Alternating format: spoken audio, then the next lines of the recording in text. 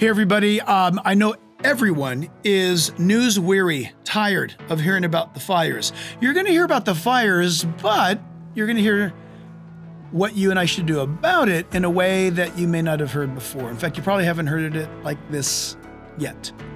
Stay tuned. You're going to need to know. Real Life presents the Jack Hibbs Podcast with intention and boldness to proclaim truth, equip the saints, and impact our culture. Today, if this podcast lifts you up and encourages you to live a more fulfilled life in Christ, then make sure you leave us one of those 5-star ratings.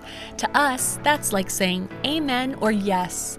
Then that rating will encourage others to listen. Now open your hearts to what God's Word has to say to you. Here is Jack Hibbs. Well, thank you for joining us, and we're going to just get down to the nuts and bolts of what's going on in Southern California for sure. And I know that you're probably tempted by now to say, oh my gosh, I don't want to hear anything more about it. But something became very, very obvious to us, and that is there are so many people who do not really know or to listen, or if they get a sound bite, right? We live in a culture where there's 15 seconds of a news item, and then they've had enough. Let's move on. Because I don't want to get engaged in anything. I want to be a spectator regarding everything. Just give me the news or turn on the program, entertain me.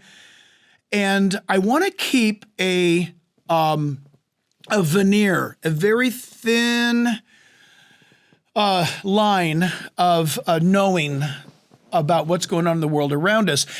That we have now discovered, everyone, that is our luxury, if it is a luxury at all, could be a curse, to not know much about what's going on. So first off, for those of you who know us, what happened regarding the Southern California fires, our response to those, comments that I've made regarding them. For you guys who know us, it's normal.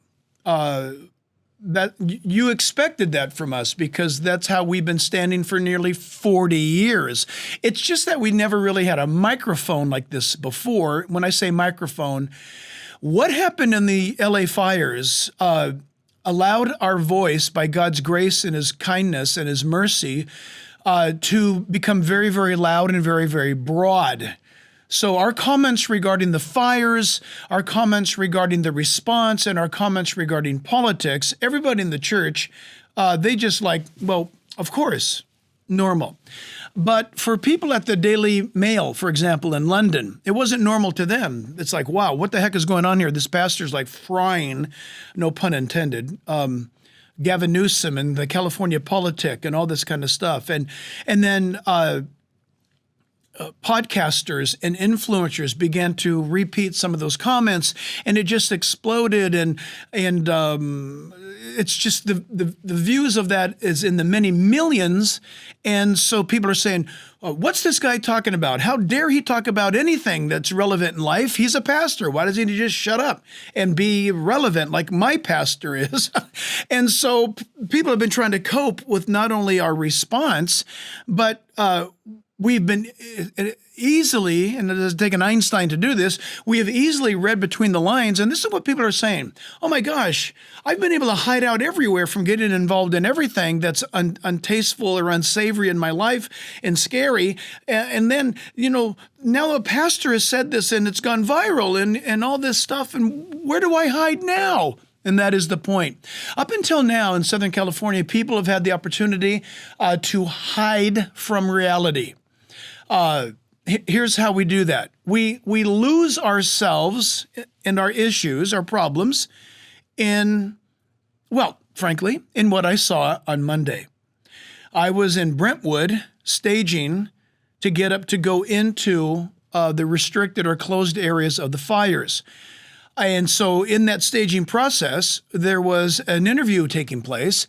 And while I was in that interview, going down the street was a Porsche with skis on it, snow skis and snowboards, heading no doubt to the mountains And two cars behind that Porsche was an Audi that went by with a surfboard on it, going the opposite way, I should say. The Porsche was going one way, two cars later, the Audi went the other way, one with skis, one with surfboards.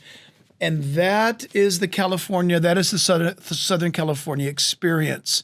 One guy is going to go ski on a beautiful 74-degree sunny Monday morning, and the other guy is going to go surfing somewhere. On Monday, I've experienced firsthand, walked through residential areas, stood on the shoreline of the homes in Malibu on the sand, gone, reduced to nothing. Now, don't hold this against me, but I'm going to be honest with you. I was so moved. I felt so odd. How is it that you are standing on the slab of what once was a house on the beach where there's nothing left? I mean, nothing but steel girders that once held up the second and third story. And the Porsche, the Cayenne Porsche, melted to the ground. Electrical wires draped over the car and into the house because it fell on the home. That was my experience on Monday. And on Tuesday, because it was my birthday this week, I was at Disneyland with my family, and I was in California Adventure, and it was Route 66, and Lightning McQueen drove by, and everybody was enjoying it except me. Because less than 24 hours earlier, I was in reality. 24 hours later, I was in non-reality. One is called to muse, where you think this through. And I'm asking you to do that now, to think this through. We need to divorce ourselves from avoiding to think things through. I'm going to give you the word for that in a moment. On Monday, I was in Pacific Palisades, Malibu, and Brentwood, and the reality was being assimilated into my total being. I was listening to people. I could smell the strange bifurcation, if you know what that word is, the split off in two of like that Porsche, like that Audi, one with skis, one with surfboards. I could smell the amazing Southern California saltwater air coming off the water, and it was spectacular, beautiful. Literally, we saw dolphins in the water. And then the next smell was this metallic, burnt. All I could tell you, the smell of like a burning fire frying pan. So strange. This collision. What was going on? When we muse on something, we assimilate it, we take it in. We are to, for example, muse upon the Bible. The Bible calls this Selah, and means to meditate on this. Why? It means to take it in, to become, we would say, dyed in the wool. It means to be having the moment completely gone through you, and that's how we're supposed to ingest the Bible. The Bible speaks to us, and we could be guilty of reading it because it's what I'm supposed to do, and I got to get out of here. I got to hit the road, but I did my Bible reading, punch my Christian Bible reading time card, and out I go, and 5 minutes later, you can't tell yourself what you just read. That is not musing or marinating or meditating. And we're guilty of that. We're all guilty of that because we all live in a pressured life. And the alternative of meditating and musing is amuse. To amuse is to detach from reality. Don't tell me about reality. I don't want to hear it. That's too much. I can't cope. Amuse me. And so this week I was shocked by the world I live in. In Southern California, we are so incredibly amused here by both things made by God and things made by man that I can go to the Pacific ocean and enjoy the spectacular beauty of it. And I need to find God in that. If I don't, then I'm just going to be entertained. But it is beautiful. And there's nothing wrong with that unless I start to worship that. And so I can take the things that God has made and focus on them and thank Him for them. The blue sky, the blue-green ocean, the sound of the waves, the sand, or we live in an awesome place, people, if you've never been here. From the ocean up to 8, 9, 10,000 foot peaks in our either Sierra Nevada mountains, the San Gabriel Mountains, the San Bernardino Mountains. I mean, they're epic and they're spectacular. What am I talking about here? The things that God has made, we need to muse upon those things, but be careful that we're not amused while doing it. Well, regarding life, we are living life and in one of two arenas. We are either living life demanding that we be amused, make me dance, make me happy, play me music, keep it perfect, set the thermostat to 75, and don't change a thing, because that's the way it's got to be. That's non-reality, folks. And wow, the city of Los Angeles, I think, has 4.5, maybe more, city of LA, close to 5 million people. I think, I may be wrong about this, the county of LA, I believe, is 13 to 14 million people.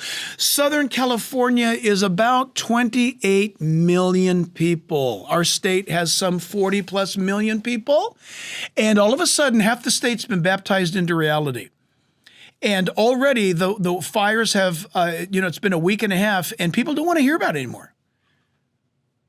And I'm saying to you today, we need to all grow up, take a wake-up pill, a dose of reality, and realize it's time for us to roll up our sleeves as humans, and certainly as Christians, to get involved. This kind of stuff could very well not go away. We have not had rain here in now 8 months. We have had record-breaking, catastrophic, what is known as Santa Ana winds or Santa Susana winds or Santa Anas. We in Southern California call them the devil winds. Nothing good comes out of them, never has, for, 500 years, as long as, long time. Record indicates these things have always happened. All of a sudden, we've had a mega dose of these horrific, damaging winds, which leads us to the reality of all that's going on. I get it. People who don't know God, they don't want to hear this. You've already turned me off. There are people who are taking this strong pill and this strong coffee, and you're saying, what are you going to say next? And I want to say this next. I want to say that I have never in 36 years, having started this church that I pastor in Southern California to today, I've never seen it shine more beautifully. Oh, don't get me wrong. It was illuminated during COVID, when the governor demanded that we shut down, and not only were we open, but some 13, 14, maybe closer to 15,000 people would come on a Sunday for quite a few years during the COVID experience, because no other churches were really open. And so I was so proud of this staff, so proud of this church, because they just rose to the occasion. Why? How could they do that? Because they were taught the Bible, and all of their assimilation of the Bible in a situation that was dynamic and terrifying. They knew what to do. They knew what to do, and they followed God through it. They obeyed the Lord through it. And now, you know what? Our church is known around the world for the church that baptized over 3,000 people during COVID, and just by God's grace just grew so much. And we get no pats on the back for that. We simply obeyed the Bible. Now we are going through these recent days, skipping a few things to get to the point, the fires. And I just want to encourage you, if you're going to take a vacation, why don't you take a vacation to Southern California, but make it a missions trip? Instead of going to some part of the world, or instead of going on a mission trip to Ghana or to Brazil, I encourage you to come take a missions trip to Southern California and join with us for the next several years of rebuilding the lives of people who have been devastated in a land of amusement. Because we can go to Knott's Berry Farm, we can go to Disneyland, we can go to SoFi Stadium to watch the Rams, or we can watch the Chargers, we can watch the California Angels, or we can watch the Dodgers. We can go down south and watch the Padres, or we can watch the Ducks play hockey, or the Kings, or the Lakers, or the Clippers, or I'm sure I'm forgetting somebody. I don't mean to. All within driving distance here, within an hour less. Amusement. And now we've had a wake-up call. So what do we do? People are saying, what do I do? What do I do? Now's the time to find a spirit, biblically based community to worship God. Now's the time to worship God. God? What do I need God for? Because listen, reality showed up. And people have been reduced to what foundations do they have? What strengths do they have in life? And all of a sudden, the simple things have become the most valuable things. And what they did own is no longer important to them because they're still trying to find one of their daughters. A week after the fires, they're still trying to find their dad, or they're still trying to connect with their grandparents who they haven't seen since a day or two before the fires started.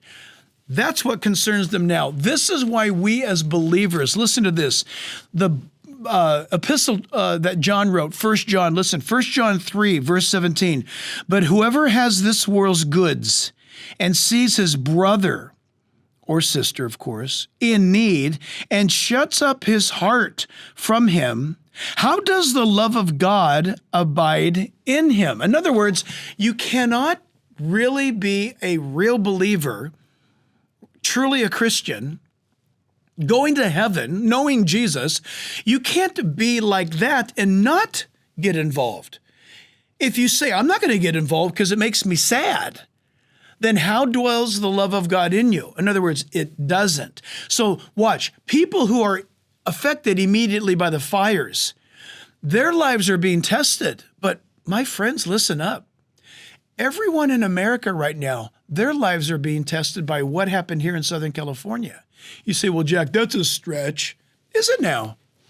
Where were you? I know some of you may not have been born yet, but what did you do? Where were you on Tuesday morning, September 11th, 2001? Where were you? I know exactly where I was. I can tell you what I was wearing. The next thing we did was, within a matter of hours, people without announcements showed up at the church, started praying. Then teams were formed and went to New York. Where were you throughout when Katrina hit? Did your church, did your life, were you responding to the needs of those in Louisiana? The church community that I'm involved in, the family that I'm involved in, this church mobilized immediately. In fact, it was amazing. Oh my goodness, this is TMI, but I was speaking to, at the time, the governor, Bobby Jindal at the time, and my good friend Tony Perkins. They were in Bobby Jindal's pickup truck, and FEMA was there making sure people didn't get any help or food. And so we literally had people in our church slaughter some of their cattle here in Southern California, turn it into steaks and hamburgers. We had 2 refrigerator trucks that made it across all the way to the state line to Louisiana, and FEMA stopped them. And the governor of Louisiana, by order, had our trucks get in there to start feeding the people around FEMA, because FEMA was holding up the food because you didn't have a food server's license. The food had not been inspected by the FDA. Well, people were starving. That's what government does. They screw everything up. Okay. And so thank God that when the time of crisis came, there was a believer as governor of Louisiana who said, shine the federal government. They're a bunch of buffoons. They're just going to starve everybody. We've got tens of thousands of motorhomes, barbecues, and all of this stuff that's going on that we can't use because it doesn't have a special transportation label by FEMA. There's vehicles that have been donated, but they haven't have the particular operator's license tag. Craziness. And we had to go around that. But my point is this: God's people rise up and get involved when people hurt. And this is what we must do. And this is what we're doing. And I encourage you, wherever you're at, find out how you can help. Or in your community, get ready to help when your community gets hit. Because it eventually, our love is going to be challenged. We've got to do this. So just really, really quick. The mobilization of people. I just want to encourage you with this.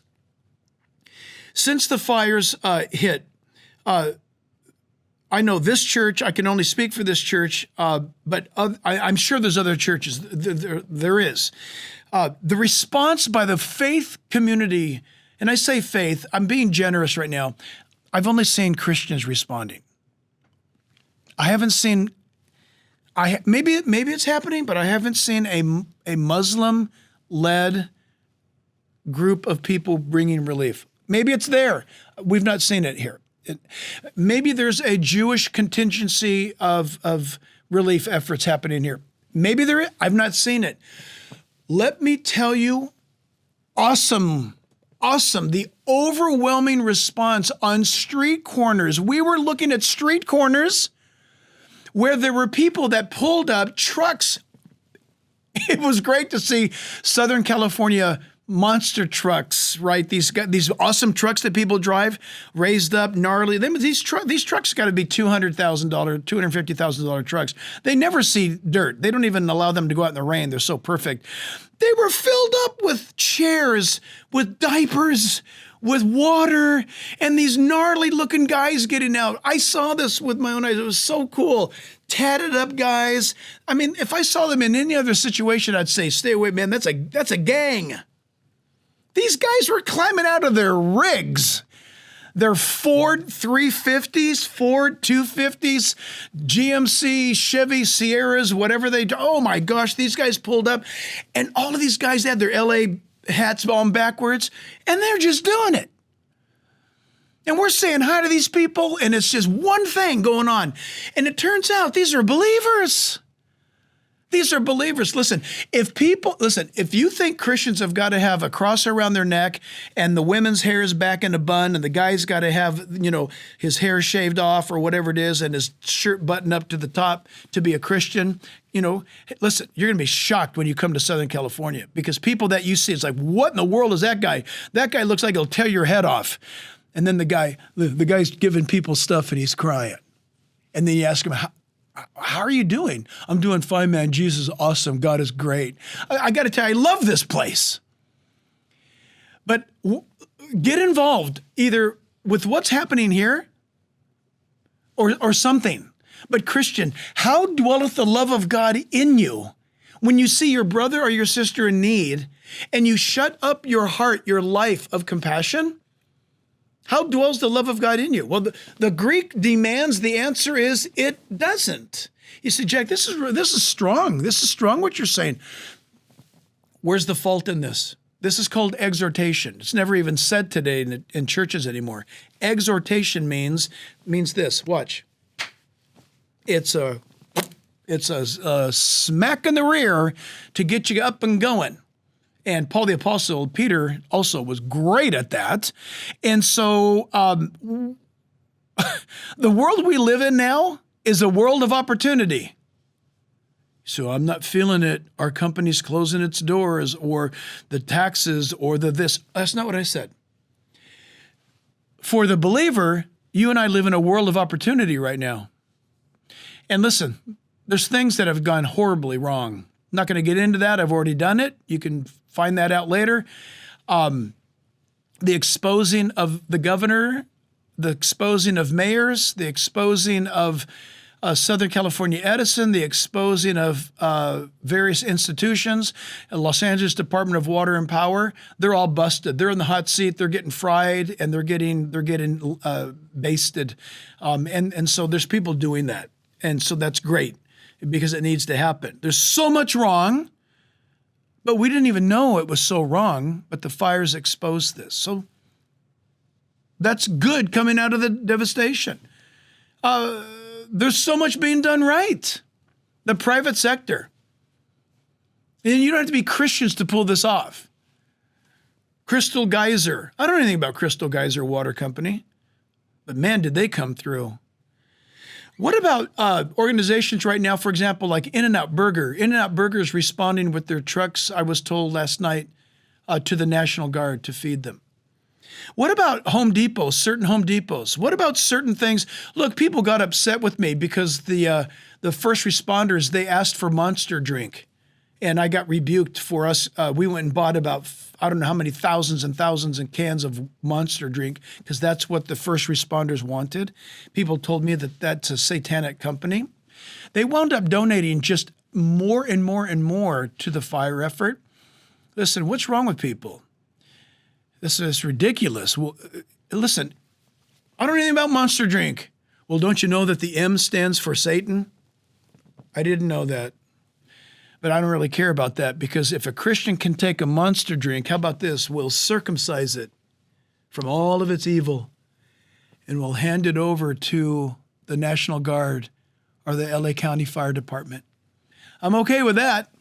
Because you know what? There's some people that just sit around and twiddle their theological thumbs until everybody either starves to death or the crisis blows over eventually, and then they feel better because they don't have anything to respond to. And I'm not into that. And I trust you're not either, else you wouldn't be following this podcast. We are Christians. We follow Jesus. Didn't Jesus say when all of these people, and I got to wrap this up, when all of these people were following Jesus and it was getting late, Jesus, seeing the need, said to the disciples, why don't you guys feed them? Hey, you 12, feed those thousands of people. And the guys were like, oh, what do we do? And they said that, we don't know what to do. And Jesus said, make them sit down and divide it up small groups. Have them sit down. And then Jesus picked up baskets and he held them up and he prayed to the Father of bread, and God supplied the bread. He took an impossible situation, but because he was invited into the situation, God knew what he was going to do, but he loves doing it with his people so that his people who see the miracle happening in service are freaked out and blessed, and the people who are in need are freaked out and blessed. Because when God rolls, when Jesus rolls, everybody's blessed. But I'm encouraging all of you to take inventory and ask yourself this question. Do you have active love? Does your love get dirty? Does your love smell smoke? Does your love smell flesh? Does your love smell? Does your love get into the mess? Because Jesus' does, and that's what we must do. What love is this? John would say to us. You know, wait, one more thing before we go is there's always Pharisees online or in the camp or in the group, and these are people that don't do anything, they just criticize everything. Let me explain. Somebody might say something like, they can say it, but it doesn't stick here because we do something about it. Why don't you guys do something for the Carolinas? They were devastated by the horrible storms. Well, if you ask the Samaritan's Purse organization, we sent nearly $3 million to help them. So there you go for that. Well, you guys are talking about the fires in LA, but what about Maui? We've sent help to Maui. We've directed aid from other organizations to Maui. We have friends in Maui. So what did you send to Maui? Or what did you send to fill in the blank? See, here's the point. I happen to be blessed to oversee a very large organization and a church, which means we have and we get the opportunity, because this is what God gave us, faithful in little, faithful in more, to give to others. But this is the key. There are people that are literally in the epicenter of their community's needs.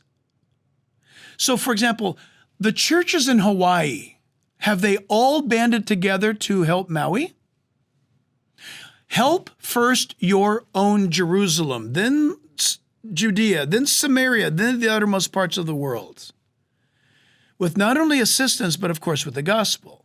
Those people in the Carolinas, have all the churches in the Carolinas come together? Or are they just sitting around waiting for people from California to send their money? You see what I'm saying? We have the opportunity to do both. You have the opportunity to do something. So if you want to help, we promise 100% of your assistance. If you donate water or donuts, $1 or $1 million, 100% of it is a tax write-off, by the way, for you. Thank God we still have that in America, so take advantage of it. But 100% of it will go to those in need. We don't take 5% off for administration costs. We don't do that here. 100% guaranteed. God is our witness, and we promise you that. But stay tuned, because the next 2 years are going to be critical. And we do need to throw people out of office. Everybody's working on that, by the way. I was going to say we're working on that. Everybody's working on that. And there's actually a movement among Democrats, actually, too, to remove Democrats from office. I think that's hilarious. That's how bad it is here in the realm of politics. But you know what? Politics come and go, but the word of the Lord abides forever. The Lord loves, and the book of Job might very well, for this time and season, be a book that is suspended over the fires of Southern California, because at the end, Job turned out better than he was at the beginning. And what was taken from him was restored tenfold. I believe that God is going to do a remarkable, awesome thing in California that has never been seen before. And I, for one, will not miss it by his grace. Listen, we believe that it's time, obviously it's time to live out what you believe in. It's time for real life. And that's what we're all about here. God bless you guys. Share this with somebody. Let us know. Like it, hit the notification bell, and make sure that we can stay in touch with you and that we are united together. So until next time, God bless you guys. This Jack Hibbs podcast, as well as all the broadcast outreach opportunities, are listener supported. Will you consider partnering with us through a special gift? Go to jackhibbs.com to learn more and stay connected.